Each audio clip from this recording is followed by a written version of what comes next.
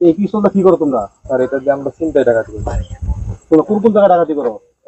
নাজিরপুরে, তারপরে হচ্ছে মাহমুদপুরে, গুরমিয়াদপুর, কাকুলবিল, বিলদাহর রোডে স্যার আমরা ডাকাতি করি। এইটা ব্যান্ড ডাকাতি করছো? স্যার এই পর্যন্ত আমরা 12টা ভ্যান ডাকাতি করি। আর অটো কয়টা করছো? স্যার ওটা আমরা 15টা করি। মোটর সাইকেল কয়টা করছো? আর মোটরসাইকেল 10টা করি। মোটর 10টা মোটরসাইকেল করছো? এই মোটরসাইকেল সেল দাও কোথায়? স্যার এগুলো সব রাজশাহী চলে যায়।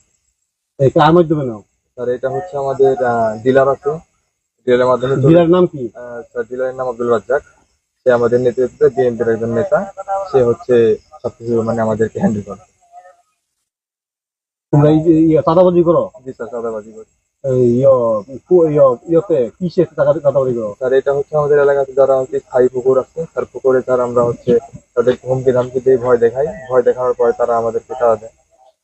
আর বিষ দাও? পুকুরে বিষ দাও? জি স্যার। মানে কয়টা পুকুরে বিষ দিছো এখন তো? স্যার এই পর্যন্ত আমি 6টা পুকুরে বীজ দিয়েছি।